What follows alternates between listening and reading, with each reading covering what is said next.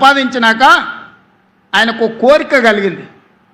అరే, ప్రపంచంలోనే శ్రీమంతుడైన నిజాం కుటుంబాన్ని కలుద్దాం, ఎవరున్నారు ఆ కుటుంబం అని ఎతికిండు. కలుద్దామని ప్రయత్నం చేసిండు. కకావికలం అయిపోయి చెట్టుకొకడు పుట్టకొకడు దేశానికొకడు దిక్కులేని పరిస్థితి నిజాం కుటుంబానికే పట్టింది. నీ కుటుంబం ఎంత, ఈకలోది తోకలోది. ఇవాళ నువ్వు అనుకుంటున్నామేమో చాలా ఉన్నాయని, ఏది ఉండదు బిడ్డ. బిచ్చమెత్తుకొని బతకాల్సి వస్తుంది. తెలంగాణ సమాజం గమనిస్తుంది.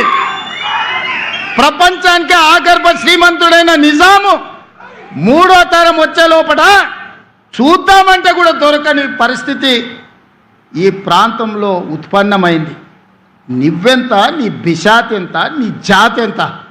నీ జాతి ఈ ప్రజా పరిపాలన మీద శాపనార్థాలు పెడుతుందా? చర్చకు రమ్మంటే చేత కాదు, అసెంబ్లీకి రమ్మంటే ఇంట్లో వండుకుంటాం. ఇంట్లో వండుకొని వెనకంగా కుట్రలు కుతంత్రాలు. తెలంగాణ సమాజం ఎడ్డిదో గుడ్డిదో కాదు. తెలంగాణ సమాజం చైతన్యవంతమైంది.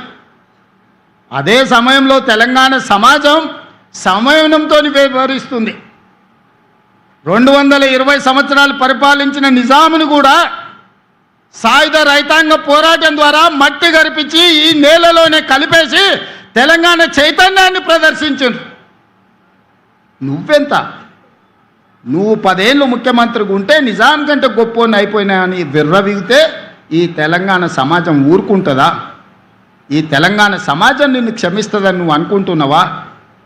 అందుకే మిత్రులారా, ఈనాడు అందశ్రీ అనేవాడు ఆధిపత్యం తెలంగాణ మీద ప్రదర్శించాలనుకున్నప్పుడు, ఈ తెలంగాణని ఆక్రమించుకొని ఈ తెలంగాణను దోసుకోవాలనుకున్నప్పుడు ఏ తరమైన అందశ్రీ మళ్ళీ పుడతాడు.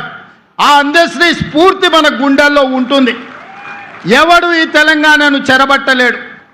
ఎవడు శాశ్వతంగా ఈ తెలంగాణను దోచుకున్నని వికటట్టహాసం చెయ్యలేడు.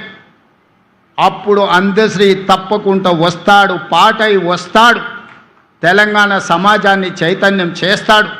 ఒక స్ఫూర్తి ప్రదాతగా అందశ్రీ ఉంటాడు.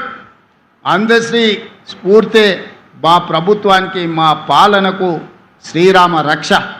ఈరోజు కూడా గుండె మీద చెయ్యేసుకుని ధైర్యంగా నేను చెప్పగలను, అందశ్రీ గద్దర్ స్ఫూర్తి మా పరిపాలనలో ఉంది. మాట కోసం నేను ఈ మాట చెప్పట్లేదు, నిజమైన స్ఫూర్తిని తీసుకొని ఈరోజు పరిపాలన అందిస్తున్నా. 60 రోజుల్లో 11,000 టీచర్ ఉద్యోగాలను నోటిఫికేషన్ నుంచి ఉద్యోగ నియామక పత్రాల వరకు నిరుద్యోగ యువకులకు అందించినాం. ఈనాడు నిరుద్యోగ యువకులకు నేను విజ్ఞప్తి చేస్తున్నా, ప్రతి ఖాళీని భర్తీ చేసే బాధ్యత మీ రేవంత్ అన్నది. మాయగాళ్ళ మౌటలో పడకండి. ఆనాడు కూడా ఇట్లానే 100 రూపాయలు పెట్టి పెట్రోల్ తెచ్చుకున్నారు, 10 పైసలు పెట్టి అగ్గిపెట్టె తెచ్చుకోలే, అగ్గిపెట్టె రావు.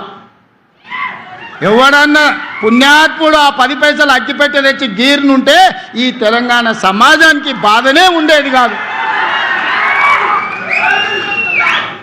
అది చూసి భావోద్వేగానికి లోగైన తెలంగాణ బిడ్డలు, ఓ శ్రీకాంతాచారి, ఓ ఈశాన్ రెడ్డి, ఓ వేణుగోపాల్ రెడ్డి, ఓ సురేష్ నాయక్, ఓ యాదయ్య, ఓ కానిస్టేబుల్ కిష్టయ్య ఉరి కొయ్యలకి ఏలాడినరు. బగబగ వండే నిప్పుల్లో తెలంగాణ కోసం అమరవీరులైనరు. కానీ వాళ్ళ కుటుంబంలో ఒక్కడికైనా ఘోరంత గీతైన పడ్డదా ఆలోచన చేయండి సోదరులారా. ఎంత దుర్మార్గులో, ఎంత కుట్రపూరితమైన జాతో ఆ జాతి ఈ తెలంగాణ సమాజాన్ని, తెలంగాణ జాతిని చెరబట్టాలని ఆలోచన చేస్తుంది. ఆనాటి నుంచి ఈనాటి వరకు, ఆనాడు మలి ఉద్యమంలో మొదటి ఆత్మ బలిదానం చేసుకున్న శ్రీకాంతాచారి తల్లి శంకరమ్మ బతికే ఉంది. నిన్ననో మొన్ననో ఆ అమ్మ మాట్లాడింది. 10 ఏళ్ళు ఒక్కరోజైనా గుర్తొచ్చిందా?